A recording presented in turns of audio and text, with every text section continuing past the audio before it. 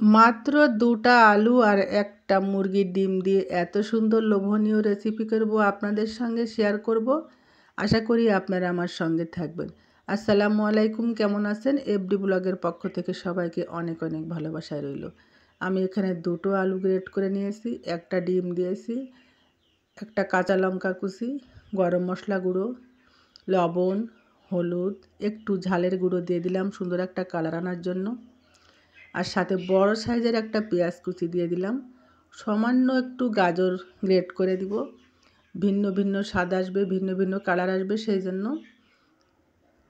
এখন সম্পূর্ণ উপকরণগুলো আমি একটা চামচের সাহায্যে ভালোভাবে মাখিয়ে নিব। মাখিয়ে একটা নরম নরম পেস্ট তৈরি করব। এখানে কোনো প্রকার পানি লাগবে না। তারপর আমি এখানে একটা গামলায় 1 বাটি পরিমাণ ময়দা নিব, সামান্য একটু রান্নার সাদা তেল দিব, দিয়ে ভালোভাবে একটু স্বাদমতো লবণও দিয়ে নিয়েছি। ভালোভাবে মিশিয়ে তেলের সঙ্গে ময়দাটা একটু একটু করে পানি দিব, সাধারণ যে ঠান্ডা পানি, স্বাভাবিক পানি, তাপমাত্রার পানি, ওইটাই দিয়ে দিব। দিয়ে ভালোভাবে একটু একটু করে দিয়ে একটা সুন্দর ডো বানিয়ে রাখবো। ডোটাকে একটু সেট করার জন্য কিছু সময় রেস্টে রেখে দিব। এপাশে আমি কি তৈরি করব আপনাদের দেখাবো। প্যানে একটু তেল দিয়েছি আর সম্পূর্ণ যে একটা ময়ানের মতো তৈরি করে রেখেছিলাম ডিম, আলু, গাজর দিয়ে মশলা দিয়ে, তার উপর দিয়ে একটু সময় পরে একটু উল্টিয়ে দিব। উল্টিয়ে দিয়ে তারপর ভালোভাবে খুন্তির সাহায্যে আমি সম্পূর্ণ ডিমটা এবং আলুটা ভালোভাবে একটু ভাজা ভাজা করে নিব, উল্টিয়ে পাল্টিয়ে বেশ খানিক সময়, যেন আলু এবং গাজরটা সেদ্ধ হয়ে যায় সেই পর্যন্ত অপেক্ষা করতে হবে। আমার ভিডিও ভালো লাগে লাইক, কমেন্ট, শেয়ার দিয়ে অবশ্যই পাশে থাকবেন। সুন্দর সুন্দর রেসিপি নিয়ে এখন থেকে আপনাদের মাঝে প্রায় আমি আসব। ডোটা এদিকে খানিক সময় রেস্টে রেখে দেওয়ার কারণে ভালো সেট হয়ে গেছে। এখন ডোটা আমি আর একটু সময় মধ্যে আমি ছোট ছোট করে কয়েক টুকরো লেচি কেটে নেব।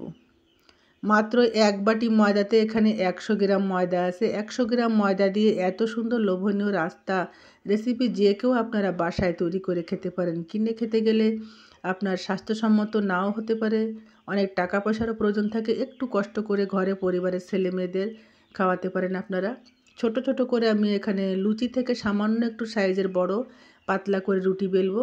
আর যেভাবে পুলি পিঠা তৈরি করা হয় ঠিক একইভাবে পুরটা ভিতরে দিয়ে আমি ভাঁজ করে দিয়ে সাইডটা একটু চেপে দিব।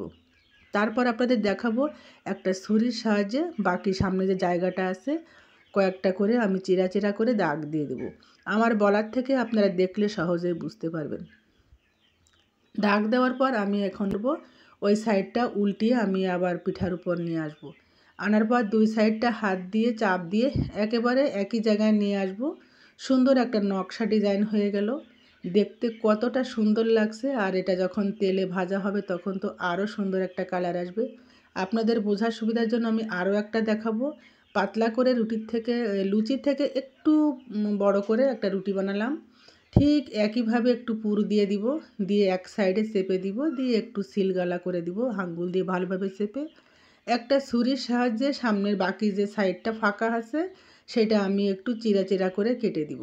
তারপর পাশটা উল্টিয়ে সামনে এনে 2 সাইডটা এক জায়গায় নিয়ে আসবো। অল্প সময় সুন্দর সুন্দর নকশা পিঠাগুলো তৈরি হয়ে গেল। দেখতেই পারছেন কত সুন্দর লাগছে।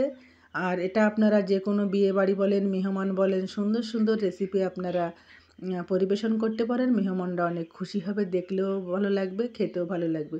আমি কড়াইতে সামান্য পরিমাণ তেল দিয়েছি, একেবারে তেল বেশি এখানে লাগবে না। সবকটা আমি একেবারে দিয়ে দিলাম। 100 গ্রাম ময়দা দিয়ে এখানে দেখেন 7-8 পিস হয়ে গেছে। এপিট ওপিট ভালোভাবে উল্টিয়ে দিব, ভালোভাবে একটা বাদামি কালার আসবে। সম্পূর্ণ পুরটা আগে ভাজা ছিল সেই জন্য বেশি সময় ভাজা লাগবে না। শুধু বাইরের ময়দাটা একটু ভাজা হয়ে গেলে অসাধারণ লোভনীয় একটা রেসিপি, দেখতে যেমন খেতেও তেমন। অল্প সময়ের মধ্যে দেখতে পাচ্ছেন বাদামি কালারটা হয়ে গেছে, এখন নামিয়ে নেব। যারা ইউটিউব থেকে দেখবেন তারা অবশ্যই সাবস্ক্রাইব করবেন। পরবর্তীতে আমার ভিডিওগুলো আপনাদের সামনে যে হাজির হবে। আপনাদের যদি কোনো কমেন্ট থাকে তাহলে অবশ্যই আমাকে কমেন্ট করতে পারেন। দেখতে পাচ্ছেন লোভনীয় কালার আর সুন্দর একটা নকশা হয়ে গেল। এবার আপনাদের আমি পরিবেশন করে দেখাবো। আর খেতে যে কতটা মজা ছিল, আমার ছেলেমেয়েরা আমরা পরিবারের সবাই সন্ধ্যাবেলা অনেক মজা করে খেয়েছি। সাথে আমি আজকে এখানে একটু সালাদ ব্যবহার করেছি, গাজর, শসা, এখানে আপনারা সসও ব্যবহার করতে পারেন। একটা ভেঙে দেখাবো, দেখেন ভিতরটা কত সুন্দর হয়ে গেছে আর বাইরের চার সাইডটা একেবারে মুচমুচে ক্রিস্পি হয়ে গেছে। ভালো থাকবেন, আল্লাহ হাফেজ।